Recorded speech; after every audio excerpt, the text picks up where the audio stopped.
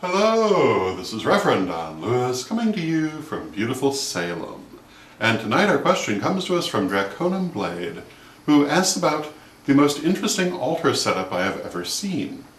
And you know, this is a difficult question to answer because I've had the great honor and privilege of seeing many different people's altars during my lifetime, and a great many of them have been memorable in different ways, and a great many of them would vie for the title of most interesting. But there are a few that particularly stand out to me. One of the ones that I saw recently, about a year ago when I was visiting Florida, I had the honor of visiting the home of Lady Isis Rose. And like many pagans, Lady Isis Rose had many altars in her home, but the gardens in back of her home, which served as her temple, also had many different altars surrounded by flowers and trees and sculpture and just very beautiful arrangements. And I really felt there in her garden, not that I was in a temple with many altars, but that I was in a very large altar with many focus points. And that was very memorable. But of all the altars I've seen, there is one that stands out to me more than any other, and that would be Lady Bitterwind's altar. And I have to emphasize that this is only one of many altars she has had over the years, because, like most people, her altars have evolved as she has.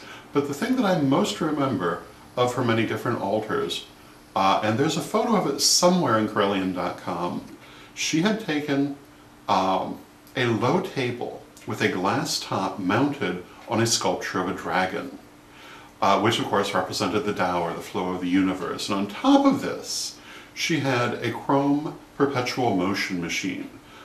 This was it was probably intended as a toy, but it had two intersecting loops and little balls on them, and you would move it and it would just start to move on its own, and it would keep going for quite a while. And to her, this represented, again, the movement of the universe.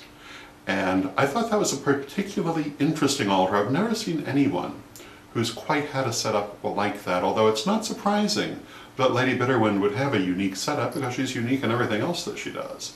And of course there are many other items on this altar as well, but this was primarily what was there.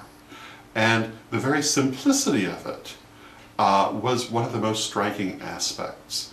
And the fact that she had used her altar to symbolize the thing which was most important to her, which is the flow of the universe and all of the interconnecting cycles of the universe, in such a simple, striking, and visual way, probably makes it the most interesting altar setup I've ever seen.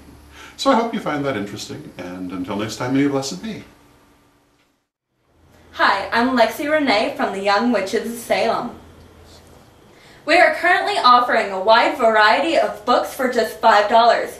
You can find us at theyoungwitches.com. Don't forget to look for us on Facebook and Twitter. Blessed travels. Hey, they're $5, so buy them.